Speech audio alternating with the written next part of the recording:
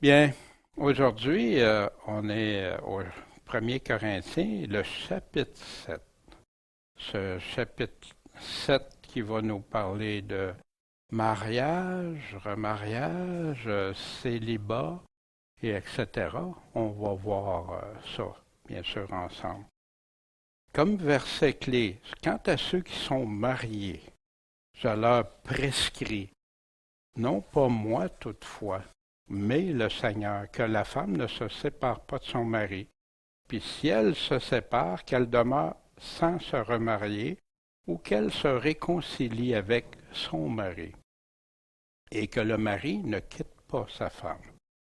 C'est un petit passage clé qui est souvent oublié ou négligé, malheureusement, comme on va le voir dans quelques instants. Au chapitre 6, on avait vu la semaine dernière que l'Évangile de Jésus n'enseigne pas d'engager des procès pour les torts qu'on peut nous faire. Bien au contraire, Jésus lui-même a tout laissé tomber, toutes les injustices qu'on lui a faites, tout le tort qu'il a fait, puis il dit à ceux qui veulent le suivre, ben tourne l'autre jour.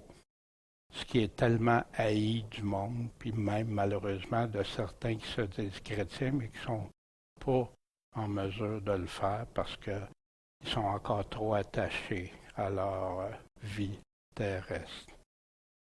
Jésus a tout abandonné par amour, puis il s'en est remis totalement au Père céleste. Pour les racheter par le précieux sang de Jésus-Christ, leur corps et leur âme maintenant appartiennent à Dieu et non plus à eux-mêmes.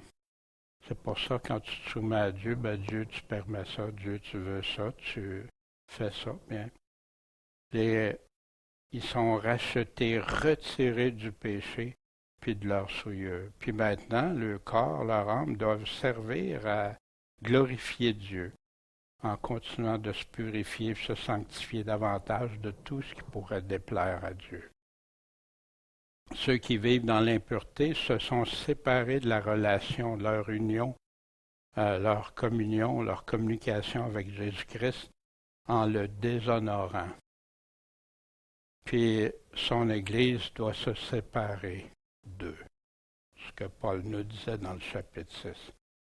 Puis on avait vu aussi, comme on parlait de la deuxième lettre aux Corinthiens, que seule une repentance pourra permettre une réintégration dans le corps du Christ. Et c'est le message de l'Évangile tout au long. Hein? Paul les a repris parce qu'il y avait des procès entre eux autres devant des non-convertis, jusqu'au chapitre 8. 9 à 11, ceux qui font tort au prochain par l'injustice n'entreront pas dans le royaume, pas plus que les impurs et autres pécheurs qu'il décrit. Puis, il faut avoir égard à édifier son prochain, mais surtout à fuir l'impureté, parce qu'elle est mal et tout à fait incompatible avec la véritable vie chrétienne.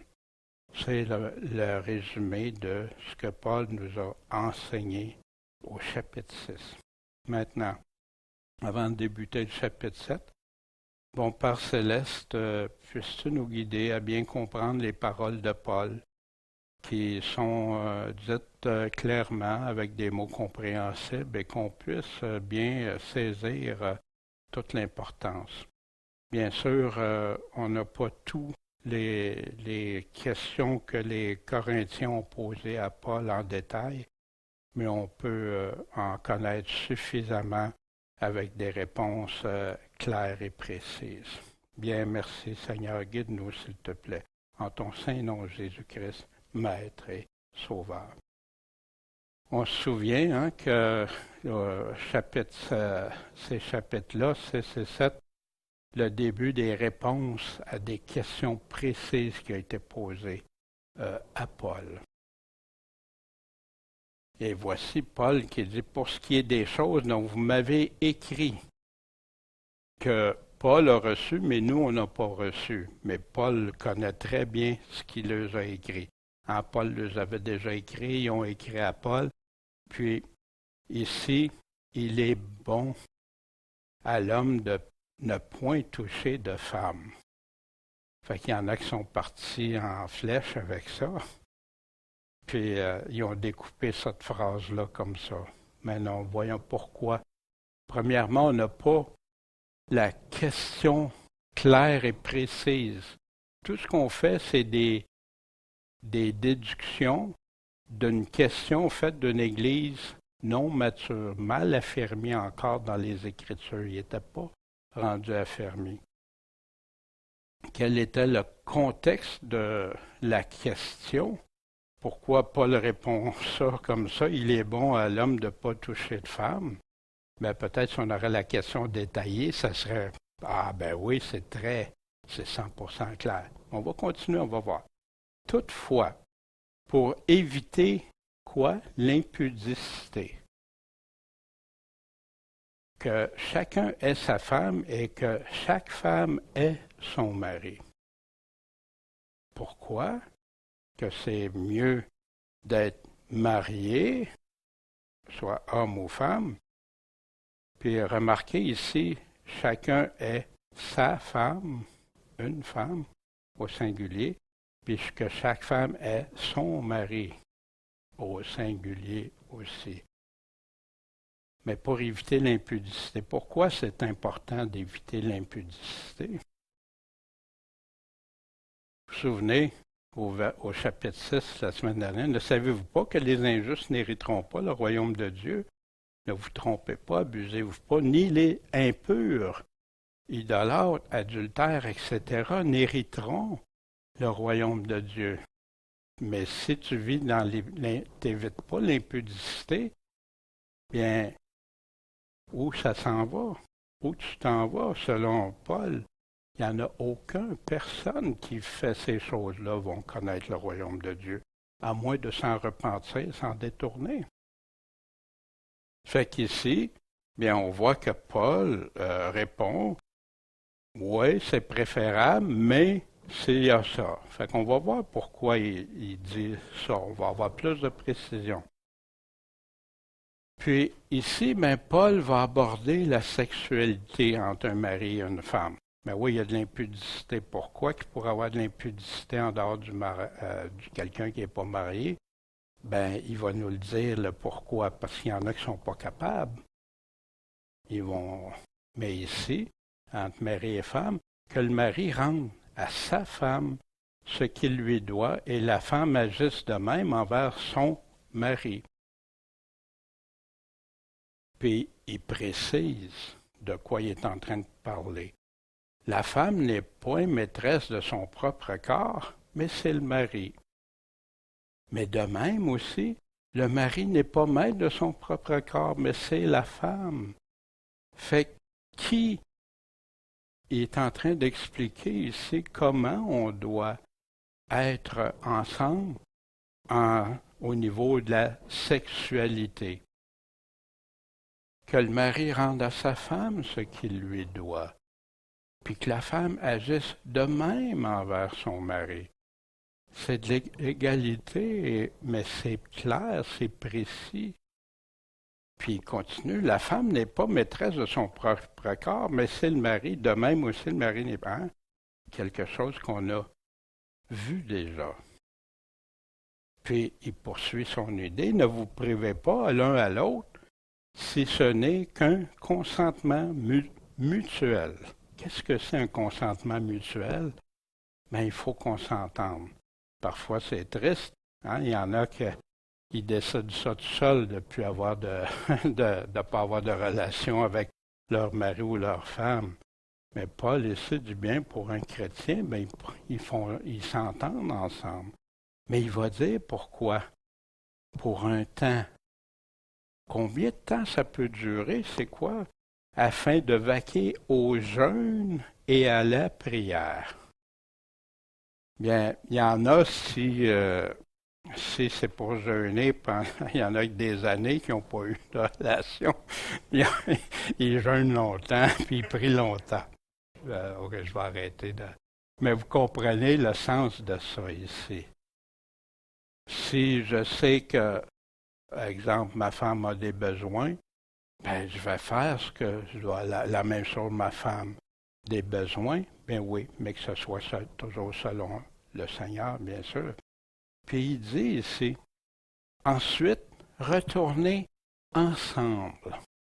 Hein? On est une seule chair, on retourne ensemble de peur que Satan ne vous tente par votre incontinence, votre manque de retenue, votre manque de vous contrôler et tout ça. Parce que si c'est trop long pour un ou l'autre ou les deux, ben ça peut conduire à ça. Maintenant, est-ce que quelqu'un serait justifié de le faire? Non, parce qu'il tombe dans l'impureté, il nous a dit qu'est-ce qu'il y en est.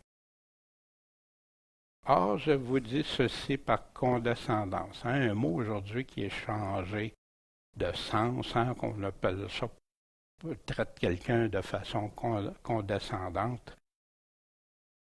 Fait que, qu'est-ce que Paul est en train de dire? Le mot ici qu'on utilise condescendance a comme définition pardon, indulgence, concession, consentement ou permission. Voici ce que la version Martin. Or, je vous dis ceci par permission et non par un commandement. C'est pas un commandement que je vous donne, mais là, je vais vous dire quelque chose qui donne oui, c'est permis. Car je voudrais que tous les hommes fussent comment? Comme moi. Mais chacun a reçu un don particulier, un d'une manière, l'autre d'une autre. Qu'est-ce que Paul a reçu comme don? Bien, c'est très clair ici. Paul parle, il serait préférable de ne pas être marié. Lui-même a reçu ce don-là.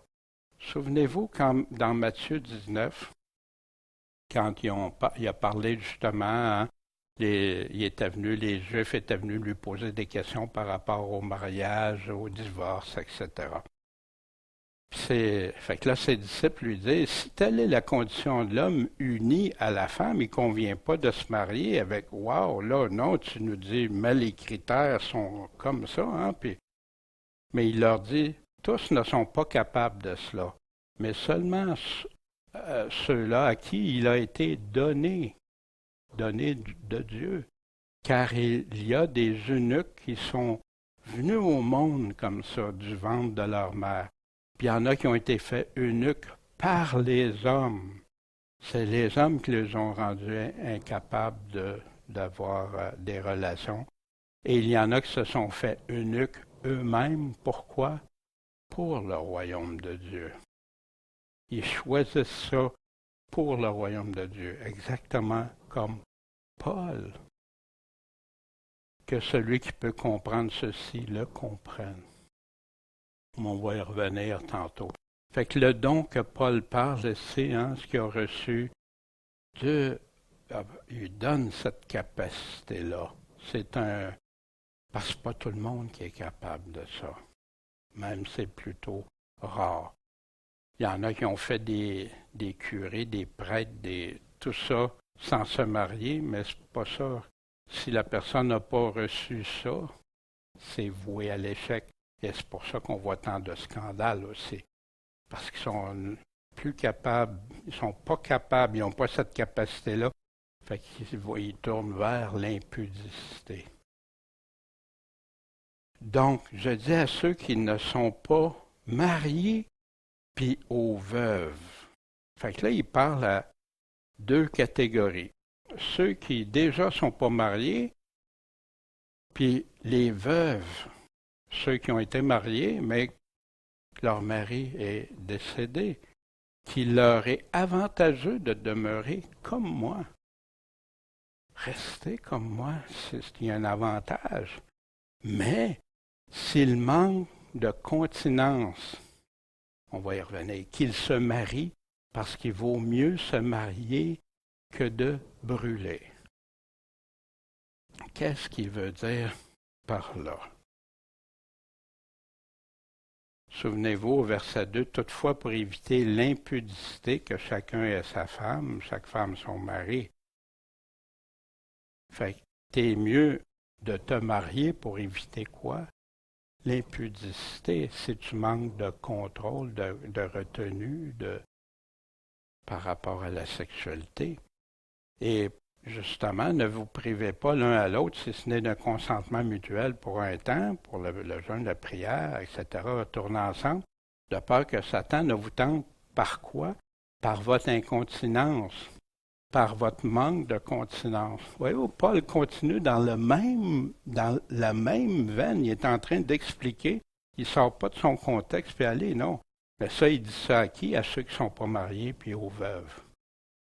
Des fois, j'ai entendu des personnes déjà mariées, puis que là, ils se séparent, puis qu'ils choisissent, ben là, je suis mieux de me remarier parce que on va voir si Paul est d'accord avec ça. Quant à ceux qui sont mariés, fait que là, il s'adresse à ceux qui le sont mariés, pas les veuves, pas ceux qui ne sont pas. Je leur prescris, ça c'est je leur commande, non pas moi toutefois, mais le Seigneur ici, il prend bien soin de préciser, c'est qui commande ça, c'est qui prescrit ça, c'est le Seigneur. Il prescrit quoi le Seigneur? Que la femme ne se sépare pas de son mari.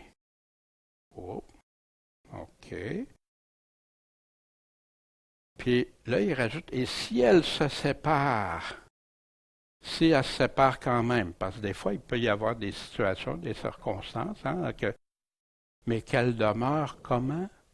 Sans se marier. Ou qu'elle se réconcilie avec son mari. Fait que s'il y a quelque chose de tellement grave que tu dois en venir à une séparation, en passant séparation, divorce, hein, sont synonymes, mais sauf que le mot divorce aujourd'hui te donne un droit de te remarier, ce qui n'était pas le cas autrefois. D'ailleurs, les divorces étaient presque interdits à peu près partout. Si qu'elle demeure sans se marier, puis que le mari, lui aussi, quitte pas sa femme. Fait qu'ici, ceux qui sont mariés, si jamais il y a une séparation, divorce, on n'est plus, on vit plus ensemble, ne pas se séparer. Puis le mari, quitte pas ta femme, parce que là, eux autres vivaient dans une place où il y avait toutes sortes de... On a vu quelle sorte d'influence qu'il y avait de partout. On va aller examiner demeure sans se marier ou se réconcilier. En passant, la réconciliation, bien oui, parce que le pardon est là. Ça se peut qu'il y ait eu des erreurs de part et d'autre ou d'une personne qui a fait quelque chose. Mais quelle est l'essence d'un chrétien? Pardonner comme vous voulez être pardonné. Bien sûr, celui qui a fait l'offense ou les deux doivent se repentir, doivent en venir à dire non, c'est pas correct, puis bien sûr faire les démarches appropriées. Voici ce que Jésus dit dans Marc 10 au sujet de demeurer sans se marier ou se réconcilier, pas quitter sa femme. Jésus répondait aux pharisiens, il vous a été écrit cette loi à cause de la dureté de votre cœur. Mais au commencement de la création, Dieu ne fit qu'un homme et qu'une femme. C'est pourquoi l'homme quittera son père et sa mère et s'attachera à sa femme. Et les deux seront une seule chair. Ainsi, ils ne seront plus deux, mais une seule chair. Quel commandement Jésus donne ici? Que l'homme ne sépare donc pas ce que Dieu a joint.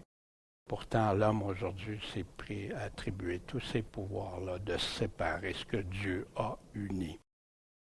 Les disciples l'interrogèrent encore sur ce sujet dans la maison. Il leur dit, quiconque, sauf telle personne, telle catégorie, marié, remarié, non, quiconque répudiera sa femme et en épousera une autre, commettra un adultère à son égard. Et si la femme quitte son mari et en épouse un autre, elle commet un adultère. qu'est-ce qui n'est pas clair ici? Qu'est-ce qui n'est bien? Pourtant, Jésus l'a dit, l'a répété. Puis je le sais, hein, il y a toujours sauf en cas d'adultère, mais on y reviendra. Puis en passant, bien, pour ceux qui nous écoutent, on a vu ça dans Marc 10, dans les enseignements qu'on a sur YouTube ou Internet. Dans Marc 10, puis Matthieu 19 aussi, dans les enseignements, on a ces choses-là par rapport au mariage, remariage, etc. Dans Matthieu 5, hein, il y en a qui, Jésus dit, vous avez entendu que c'était dit autrefois aux anciens, tu ne commettras pas d'adultère. Mais moi, je vous dis que quiconque regarde une femme pour la convoiter a déjà commis un adultère avec elle dans son cœur. Jésus met le cœur, l'importance où le cœur doit être par rapport à Dieu. Puis Dieu connaît nos cœurs. Mais ici, parce qu'il y a des gens, des fois, que c'est très évident l'adultère, hein? Il y en a d'autres, c'est caché. Puis il y en a d'autres que c'est juste dans leur cœur, puis ils pensent devant Dieu que c'est correct, qu'ils vont s'en sortir. Ah, ben je fais mal, le Seigneur me connaît. Mais qu'est-ce que Jésus dit ici? Puis il continue dans son explication. Si ton œil droit te fait tomber dans le péché, tu convoites, arrache-le, jette-le loin de toi, parce qu'il vaut mieux pour toi qu'un de tes membres périsse que si tout ton corps est acheté dans la géhenne. C'est tellement important, ton âme. Hein, personne ne va arracher son œil. Jésus savait très bien. C'est une image forte pour nous réveiller, nous parler, puis etc. Puis, que si ton corps était jeté dans la géhenne, il a été dit aussi, si quelqu'un répudie sa femme, qu'il lui donne une lettre de divorce. Ben oui, c'était ça. Mais moi, je vous dis que quiconque répudiera sa femme, si ce n'est pour cause d'adultère, la fait devenir adultère. Mais oui, parce que si lui, il a mis de côté, ben lui va faire en sorte qu'elle va devenir adultère, peut-être parce qu'elle va partir avec quelqu'un d'autre. Et quiconque se mariera à la femme répudiée commettra un adultère. Des paroles indissociables de la bouche de Jésus. Mais je dis aux autres. Puis là, voyez-vous, Paul, il dit, moi et non le Seigneur. Tantôt, je vous ai donné un commandement de pas, vous devez rester ensemble, vous êtes mariés et tout ça. Puis si jamais vous séparez, ben vous ne pouvez pas vous remarier. Mais là, il dit, mais je dis aux autres, si moi et non le Seigneur, si quelque frère a une femme incrédule, ça veut dire une femme qui est non croyante au Jésus, elle n'a pas la foi que toi tu as, et qui consente à demeurer avec lui, qu'il ne la quitte pas. Quittez-la pas pour ça. Et si quelque femme a un mari incrédule et qui consente à demeurer avec elle, qu'elle ne le quitte pas. Hein, combien de fois ça arrive on a plein de témoignages de ça, des personnes qui se sont converties au Seigneur. Hein, je me souviens de Léa, de Saint-Henri, tu sais. Puis elle s'est convertie, puis son mari, non, ça devenait très lourd, très difficile. C'est des combats continuels, puis la guerre, parce que elle veut suivre le Seigneur, mais son mari est contre ça, etc.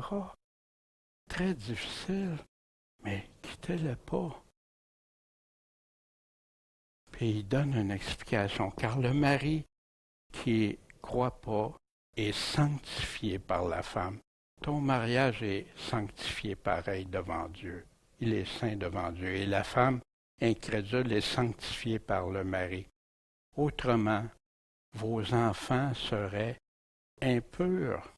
Ils ne feraient pas partie comme un mariage selon Dieu, selon les critères de Dieu, au lieu qu'ils sont saints maintenant. Une des une des deux personnes fait que le mariage est sain, puis que les enfants qui naissent ne sont pas considérés nés de façon impure. C'est ça qu'il est en train de parler ici, Paul.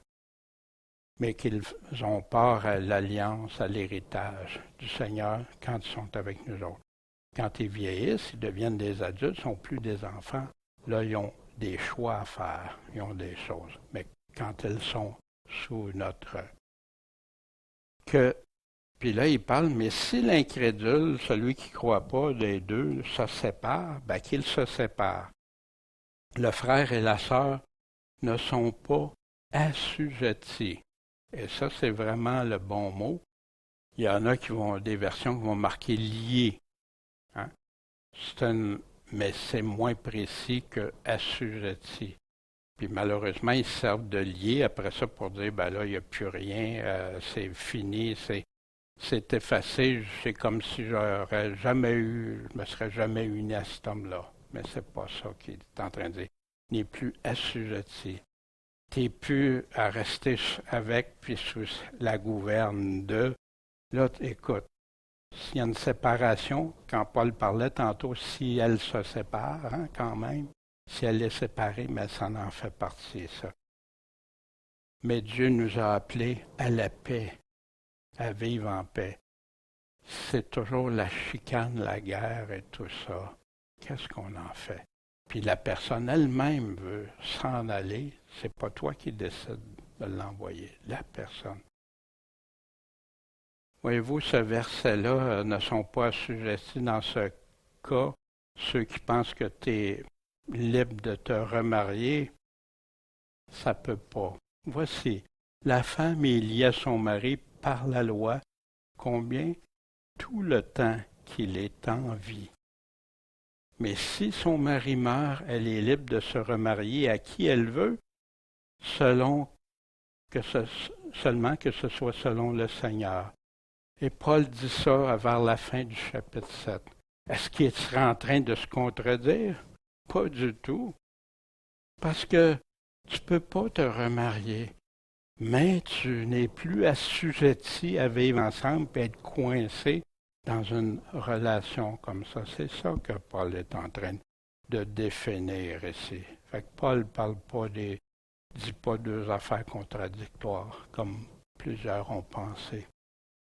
Car que sais-tu, femme, si tu ne sauveras pas ton mari? Et que sais-tu, mari, si tu ne sauveras pas ta femme? Pour ça, restez ensemble, même si c'est pas facile, même s'il y a ça. Mais là, lui ou elle, s'il décide de s'en aller, mais de toute façon, tu ne pourras pas rien y faire. La personne décide ça, choisit ça. Mais là, Paul a toujours quoi? Le salut des âmes. Combien aussi qu'il y en a des témoignages de maris qui ont dit, ben, ouais, ma femme, là, elle croyait, puis je la harcelais, puis il est arrivé ci, il est arrivé ça, puis regarde, j'ai donné la vie dure. Mais après ça, ils se sont convertis, prière de leur femme, témoignage de leur femme et tout, puis se sont convertis. Bien, vous savez, pour Léa, c'est ce qui est arrivé. Son mari s'est converti avant de mourir. Puis, il est en train de parler, bien, s'il consent de demeurer avec elle, qu'il ne quitte pas, puis s'il demeure avec lui, qu'il ne quitte pas. Fait que sais-tu, c'est pas ça qui va arriver à la fin. Une âme sauvée. Puis, l'âme avec laquelle tu t'es marié, puis que tu es devenu une seule chair. Au reste que chacun marche comment? Selon que Dieu lui a départi. Et c'est selon que le Seigneur l'a appelé. Et selon ce que le Seigneur l'a appelé. C'est là ce que j'ordonne dans toutes les églises. Encore ici, un passage qui est appliqué en dehors de son contexte, souvent, que j'ai entendu. Quelqu'un a-t-il été appelé étant circoncis? Ben, qui demeure circoncis, hein? Tu ne peux même pas te défaire de ça. Quelqu'un a-t-il été appelé incirconcis? Mais qu'il ne se fasse pas circoncis parce que c'est incirconcis. La circoncision, c'est rien. L'incirconcision, c'est rien. Devant Dieu, là, maintenant, c'est Jésus-Christ, c'est l'Évangile. Mais l'observation des commandements de Dieu est tout. Qu'est-ce que ça veut dire, observer les commandements et tout? C'est exactement ce que Jésus a donné comme mission à l'Église. Faites, instruisez les nations, baptisez-les, apprenez-leur à garder tout ce que je vous ai commandé. L'observation des commandements et tout. C'est pour ça que Jésus dit, si vous gardez mes commandements, vous demeurerez dans mon amour, comme j'ai gardé les commandements de mon Père, et je demeure dans son amour. Puis Jésus dit, celui qui n'obéit pas à mes commandements ne m'aime pas. Puis il pense être en relation quand même avec Jésus. Quand tu ne l'aimes pas, l'amour de Dieu, Jésus l'a démontré, il a obéi aux commandements. Celui-ci est mon Fils bien-aimé, écoutez-le. Que chacun demeure dans l'état où il a été appelé. Bien, si on aurait juste cette phrase-là, comme certains disent, ben, je suis comme ça, j'étais comme ça, je reste comme ça, j'étais telle affaire, je reste comme ça. Mais non, on parle du contexte et c'est de quoi il est en train de parler. Il va nous le dire. As-tu été appelé étant esclave ou serviteur? Le mot esclave aujourd'hui fait frémir les personnes. Serviteur, employé au service de quelqu'un. Ne t'en mets pas en peine, mais si tu peux devenir libre, ben profite-en plutôt. Parce que le serviteur, l'esclave, serviteur qui a été appelé par le Seigneur est l'affranchi du Seigneur. Fait qu'il a été délivré par le Seigneur. De même aussi, l'homme libre qui a été appelé est l'esclave serviteur de Christ. Fait que les deux sont serviteurs de Christ. Que tu sois libre ou sous la gouverne de quelqu'un. Puis on avait vu ça avec les patrons, les employés, la soumission et tout ça. Vous avez été achetés à un grand prix. Devenez pas esclaves des hommes. Allez pas vous mettre sous le joug. Paul met une précision à cette Église qui est mal affermie, puis il veut les amener.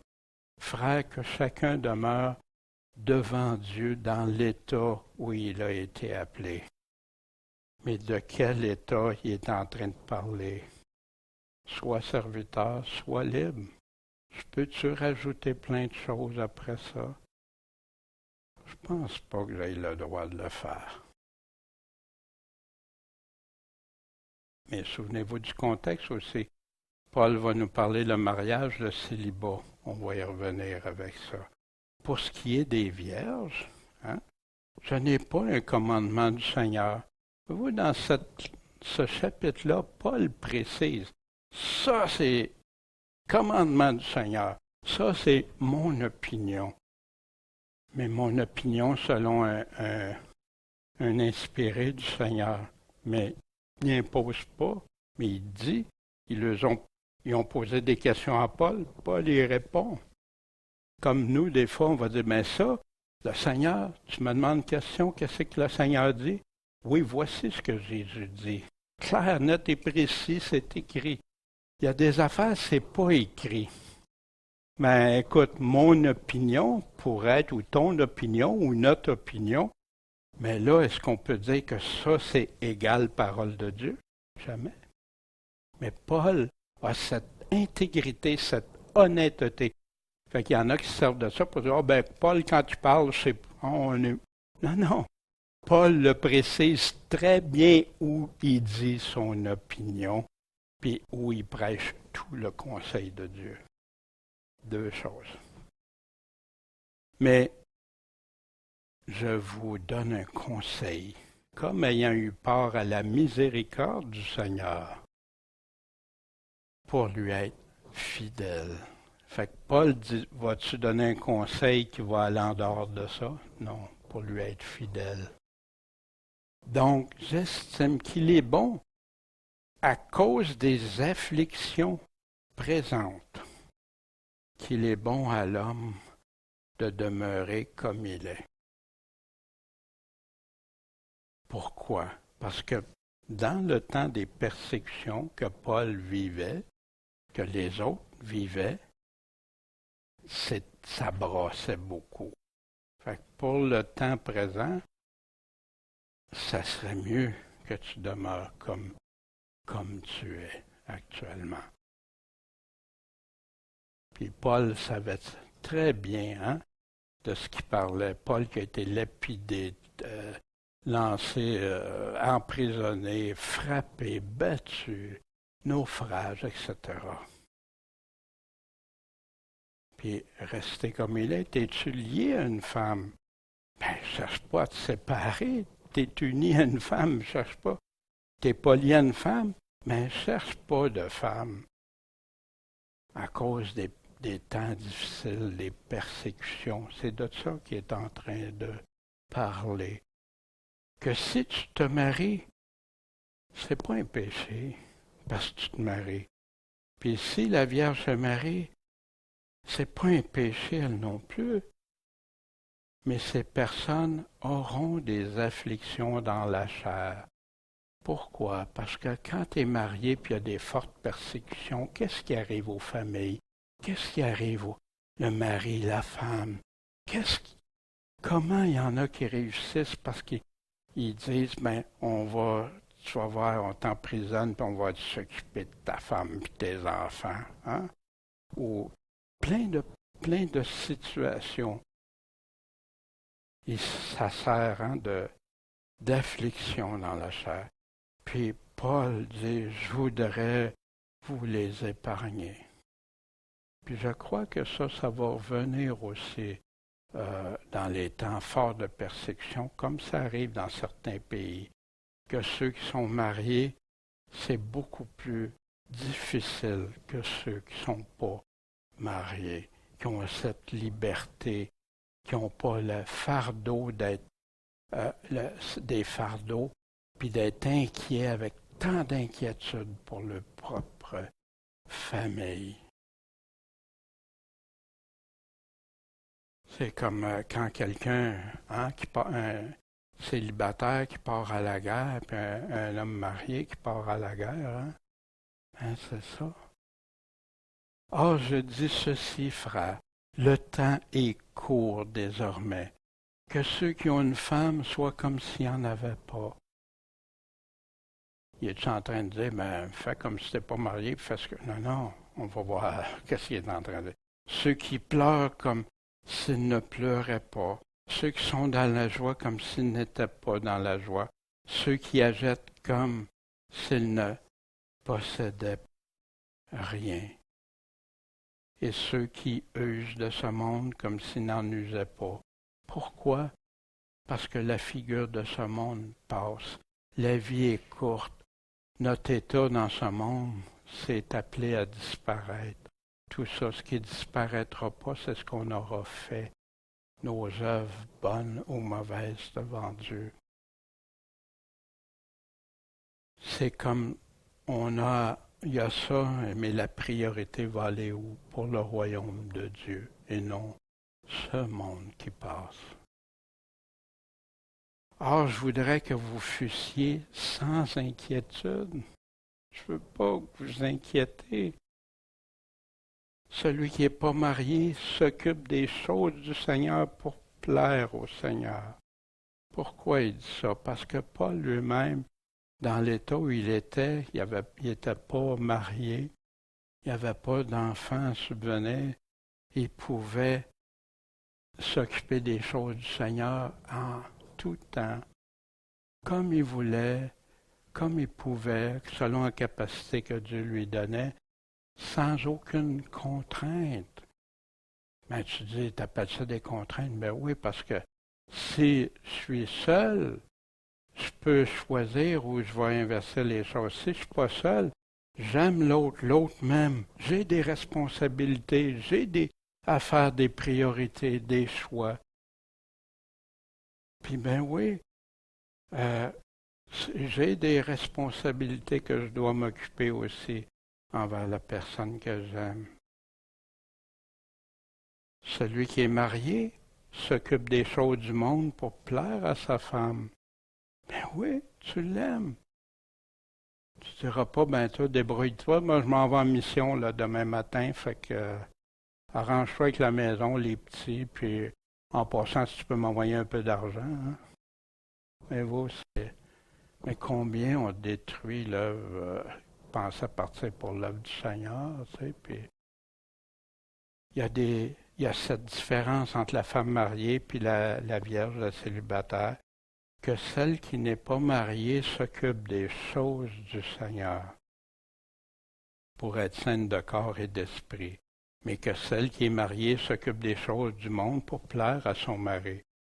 Fait que pour l'homme autant que pour la femme, bien oui, on a des responsabilités. Puis quand on aime quelqu'un, on ne peut pas faire comme non, arrange-toi, non.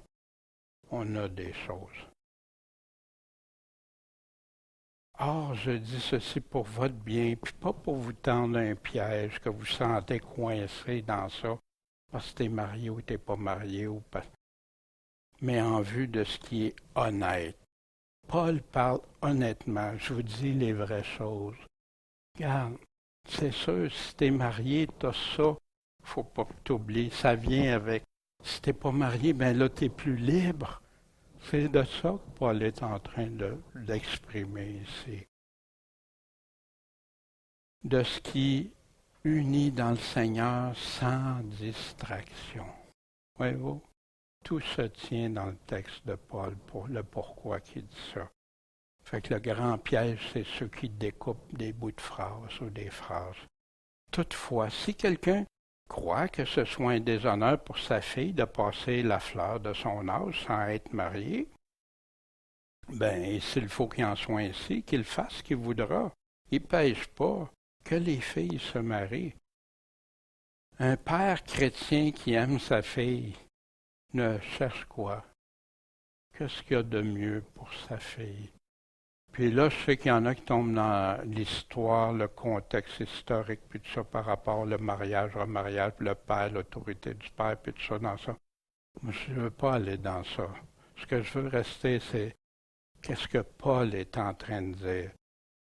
Un père qui pense que sa fille va devenir ce qu'on appelait une vieille fille, puis qui est inquiet de ça pour sa fille.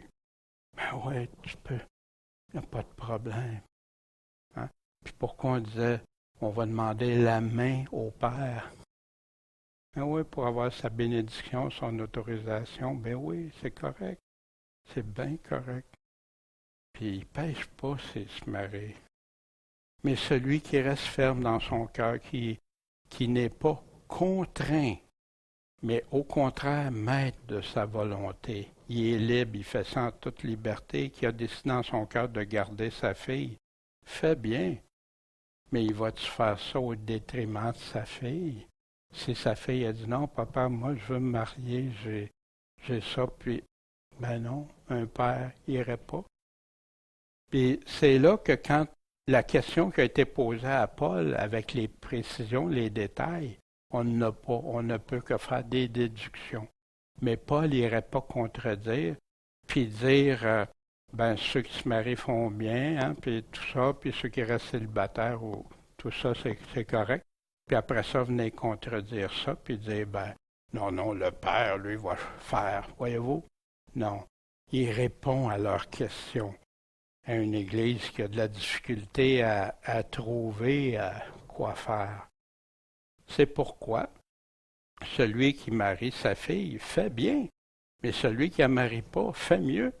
Mais oui, avec ce qu'il vient de nous dire, avec les persécutions, avec les choses, moi, je voudrais pas que mon gars se remarie parce que regarde qu'est-ce qui va arriver, mais ma fille peut se remarier, elle, ça se marierait pas, puis voyez-vous, il faut rester dans ce que Paul est en train de dire. Et c'est là que Paul arrive. La femme est liée à son mari, attachée, unie par la loi tout le temps qu'il est en vie. Mais si son mari meurt, il faut qu'il y ait eu décès, elle est libre de se remarier. Hein, le mot remariage qui apparaît de mémoire la seule fois dans la Bible, à qui elle veut, seulement que ce soit selon le Seigneur. Pas en dehors de ce que le Seigneur dit, pas en dehors de ce que Paul vient de dire, à moins qu'il lui donnait juste un conseil. Voyez-vous la différence? Mais si c'est un commandement du Seigneur, non. Voici Paul, Paul en parle de ça dans Romains 7. Il utilise cet exemple-là de lié à son mari, tout le temps qu'il est en vie, pour démontrer que ceux qui étaient sous la loi de Moïse, ils ne pouvaient pas aller ailleurs sans ça s'arrêter adultère. Mais vu que la loi de Moïse s'est terminée, maintenant c'est le nouvel évangile, là ils peuvent se marier, s'unir à l'évangile. C'est ce que la loi de Moïse, vu que là, elle est décédée, elle est morte, là, je peux m'unir à l'Évangile sans problème, parce qu'elle est morte. C'est de ça que Paul est en train de parler. Chapitre 7 est plus loin, mais je vais vous lire du verset 1 à 3. Frères, ne savez-vous pas, parce que je parle à des hommes qui connaissent la loi, que la loi n'a de pouvoir sur l'homme que pendant qu'il est en vie. En effet, la femme qui est mariée est liée par la loi à son mari tant qu'il est vivant. C'est lié, c'est attaché, uni, tu peux pas. Une seule chaise, tu peux pas de faire ça. Mais si le mari meurt, elle est dégagée de la loi du mari. Si donc, la loi qui attenait unie à son mari, si donc, durant la vie de son mari, elle épouse un autre homme, elle sera appelée adultère. Mais si son mari meurt, elle est affranchie de la loi, de sorte qu'elle n'est pas adultère si elle épouse un autre homme. Voyez-vous, si on pourrait se remarier pendant que la personne avec qui on s'est marié serait encore vivante, Paul serait en train de jeter à terre son argument. Parce que les gens disent, ben non, gars, on se remarie, on a le droit de se remarier pendant que l'autre est vivant. Ben non. Fait que Paul aurait, conduit par l'Esprit Saint, aurait-il pris un exemple? Fut-il attaquable? Et non. Mais aujourd'hui, le cœur préfère les choses moins dures, plus agréables, plus faciles. Mais Dieu établit des règles. Moi, je ne peux pas abaisser ces règles. Il y en a qui choisissent de l'abaisser. Des personnes que j'aime du plus profond de mon cœur ont choisi d'abaisser des règles du Seigneur. Tristesse. Mais je ne peux pas. Fait qu'ici, quand est-ce qu'on peut se remarier? Quand l'autre est décédé. Comment savoir si je me marie selon le Seigneur? Bien sûr, dans Hébreux 13, que le mariage soit honorable, de l'honneur dans toutes choses. Un bon témoignage, une bonne façon de faire, et le lit sans souillure. Or, Dieu jugera les fornicateurs et les adultères. Il y en a qui sont remariés. Mais ils se sont fait dire, non, c'est pas ça, regarde. Puis là, bien oui, souvent la clause, sauf en cas d'adultère. Mais ça donne pas, la séparation, le divorce ne donne pas dans la Bible l'autorisation de se remarier. Les œuvres de la chair sont manifestes. Comment savoir si je me marie avec quelqu'un selon le Seigneur?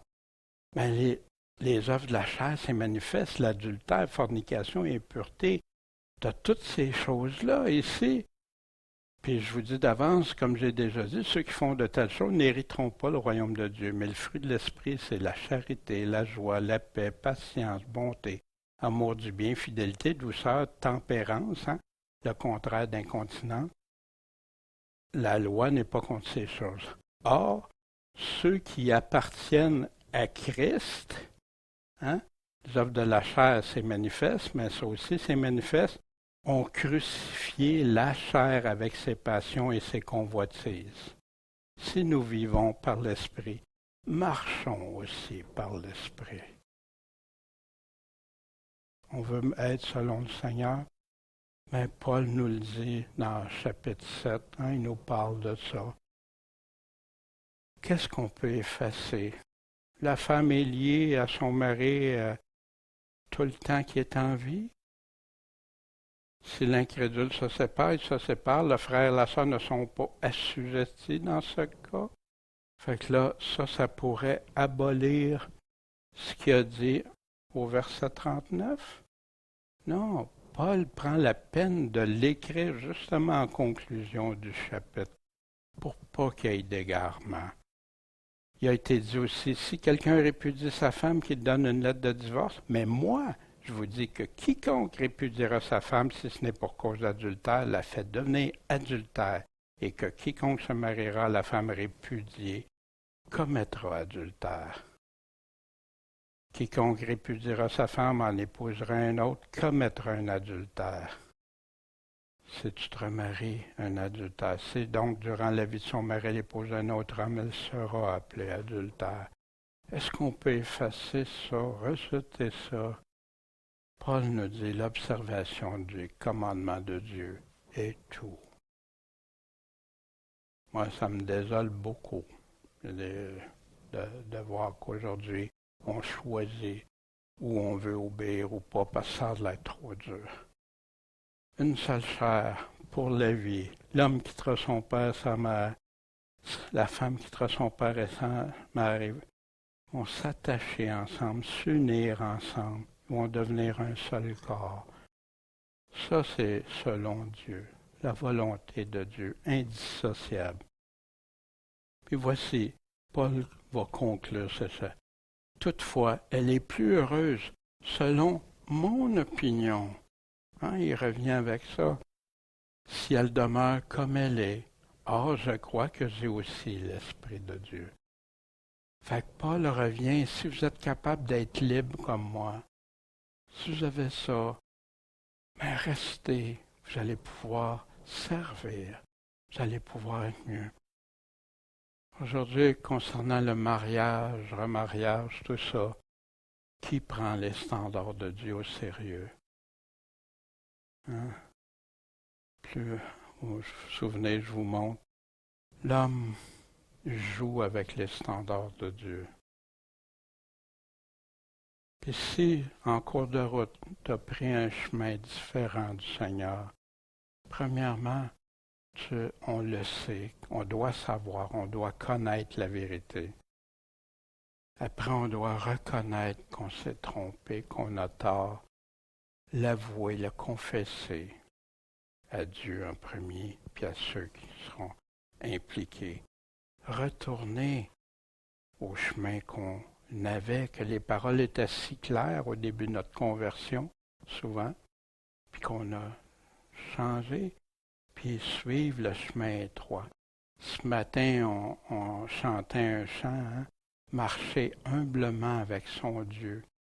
Mais c'était de quoi on t'a fait connaître, ô homme, ce qui est bien. C'est que tu marches dans la justice, humblement avec ton Dieu. Ce qu'on retient des réponses de Paul, ses enseignements, que le mariage est saint, c'est honorable, c'est selon Dieu. La sexualité selon le Seigneur, c'est correct. Les enfants, selon le Seigneur, l'un des deux, c'est correct. Les séparations, divorces n'abolissent pas le fait qu'on est devenu une seule chair. En dernier recours, la séparation des cas extrêmes. mais le pardon, la réconciliation. Puis si ceux qui se disent chrétiens feraient ça, il n'y aurait pas des taux de séparation et de divorce qui sont devenus comme une norme dans des églises dites chrétiennes. Dieu nous a emmenés à se pardonner les uns les autres, à se réconcilier les uns les autres, et non pas à se séparer. Les conditions pour le remariage, seulement si le mari ou la femme est décédé, puis qu'on se remarie, que ce soit conforme au Seigneur, avec ses commandements. Le célibat, c'est un don, si on a la capacité.